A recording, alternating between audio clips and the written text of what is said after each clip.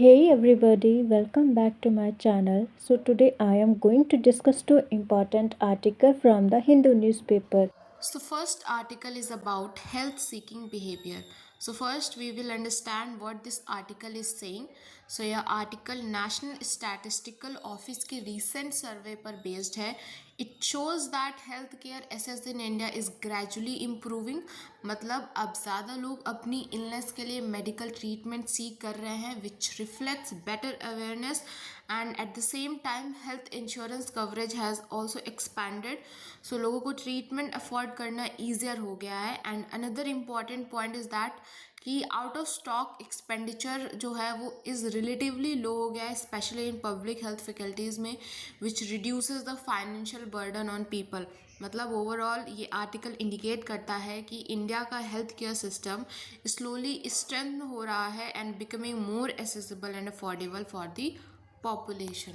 First point, health seeking behavior in India has improved significantly as the proportion of people reporting illness nearly doubled between 2017 to 18 and 2025, rising from 6.8% to 12.2% in rural areas and from 9.1% to 14.9% in urban areas, indicating better awareness and access to health care.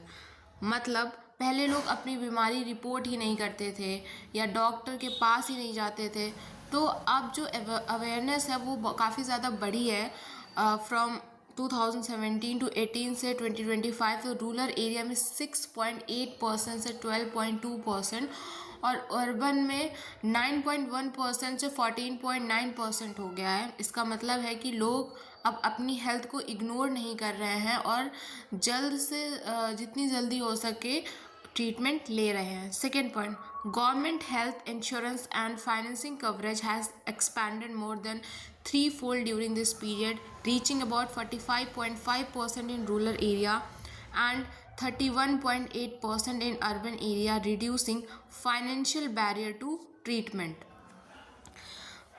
Government health insurance expansion मतलब सरकारी insurance schemes जो हैं जैसे Ayushman Bharat type का coverage 3 times से ज़्यादा बढ़ गया है. रूरल में 45.5% और अर्बन में 31.8% लोग कवर हो गए हैं और इसका रिज़ल्ट ये है कि लोगों को पैसों की टेंशन कम हुई है और ट्रीटमेंट लेना इजी हो गया है. Third point, utilisation of public health care faculties has increased especially in rural India, is supported by expansion of primary healthcare services and government initiatives. ज़्यादा लोग गवर्नमेंट हॉस्पिटल्स यूज़ कर रहे हैं, स्पेशली विलेजेस गाँव में हो गया. ये पॉसिबल हुआ है प्राइमरी हेल्थ सेंटर्स और गवर्नमेंट स्कीम के एक्सपेंशन से. मतलब अब प्राइवेट हॉस्पिटल्स पर डिपेंडेंसी थोड़ी कम हो रही है. Fourth point, institutional deliveries have improved, reaching about 95.6% in rural areas and nearly 97.8% in urban areas, showing better maternal health care access. अब ज़्यादा डिलीवरीज हॉस्पिटल में हो रही हैं. रूरल में देखें तो 95.6% और अर्बन में 97.8%, और इससे मैटरनल और चाइल्ड हेल्थ बेटर हुई है, घर में अनसेफ डिलीवरीज कम हुई हैं. Fifth point, the median out of pocket expenditure पर hospitalization case in 2025 is around 11,285 rupees, indicating that more than half of hospitalization cases involve relatively low medical expending.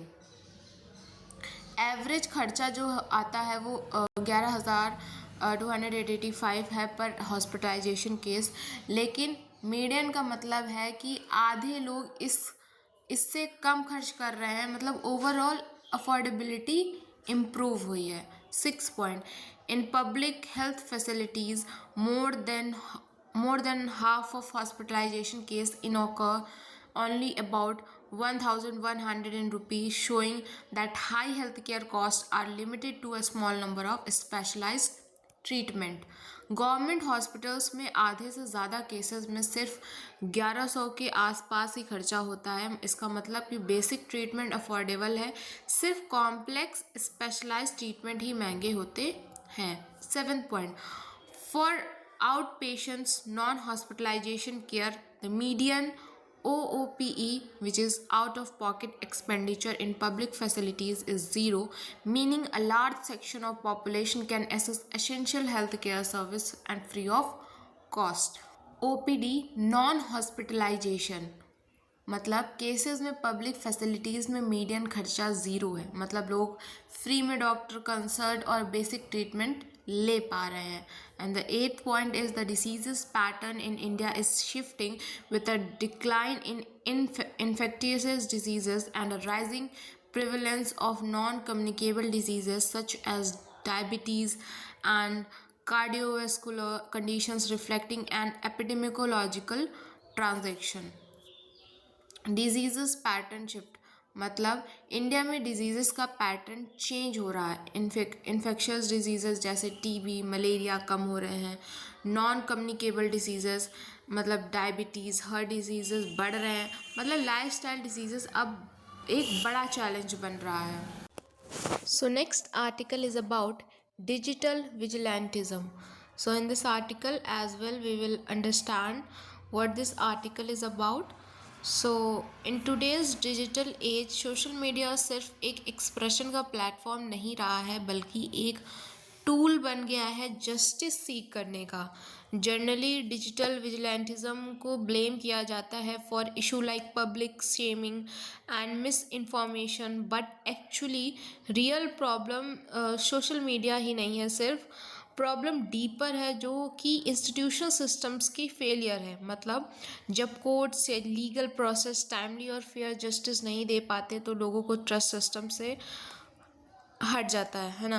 और जब trust loose हो जाता है तब लोग सोशल मीडिया को as a last resort use करते हैं अपनी वॉइस रेस करने के लिए. So basically social media is not the root problem, it is just a system of a larger systematic gap in justice delivery.